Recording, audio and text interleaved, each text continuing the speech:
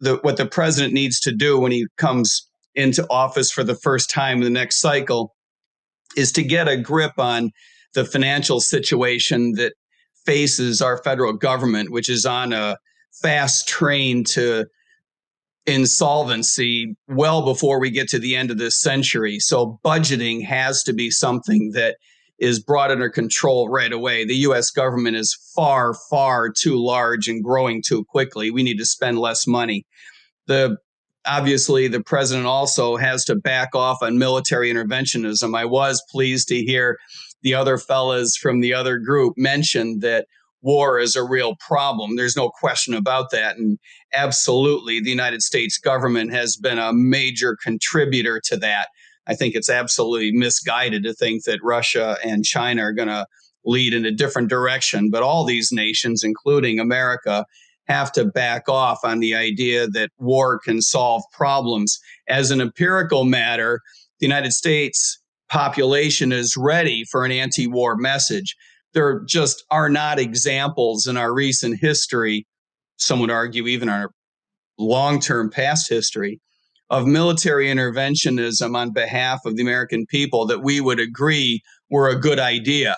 There just aren't those examples, and I think that the American population is ready for a fresh approach, which is to say, go back a century in terms of being open to the rest of the world, but closed to military-style interventionism. So that's something that the president has to work on right away. And then, of course, as Jorge mentioned, we need to get our monetary policy under control. The Federal Reserve System is full of great people, smart people, well-intentioned people. I spent more than a decade working very closely with many of the economists in the Federal Reserve System, both as a banker and as an advocate for free market development in the United States. So I have every respect. But the unfortunate truth is, and this is not just in the United States, by the way, our 100-year experiment in central banking has been an utter failure. It turns out that central banking is just, best efforts notwithstanding, incapable of solving or even damping the boom-bust cycle. We need to get a much harder currency. We need to replace discretionary monetary policy in the hands of the Fed with a rules-based system. I'm not suggesting we have to go back to the gold standard, but we do have to get our currency to be much, much harder.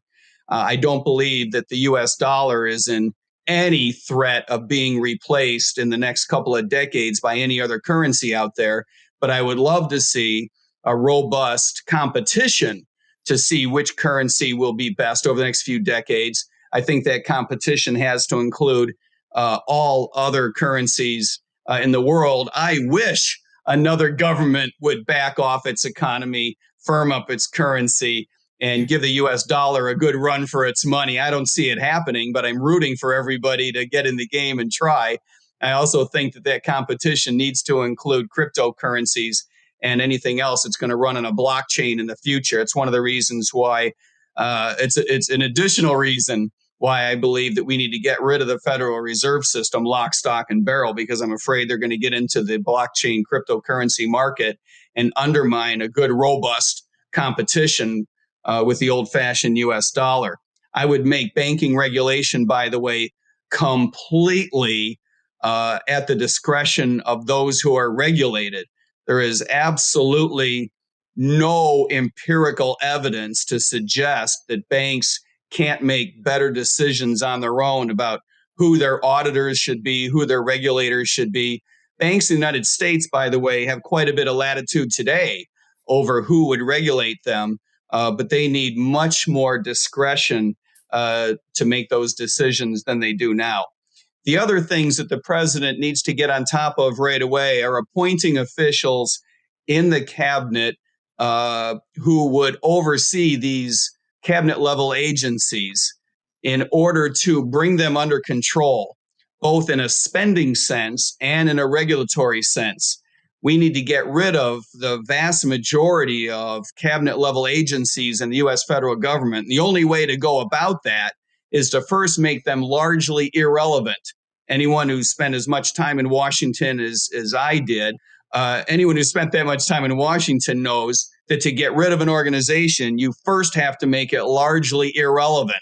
And so the object of the game would be to have appointees who shrunk down the footprint in regulatory sense and in a financial sense of everything ranging from the Department of Justice to transportation, energy, education, HHS, the whole ball of wax. And then the last thing I think that the president needs to do, which is much more complicated, is start decentralizing power out to the states. We need a president in the White House who understands that not only does the entire government need to be less powerful, but the federal government in particular needs to be less powerful relative to the states, and they need to be less powerful relative to communities. There's a big ball of wax there, but we can take it on piecemeal.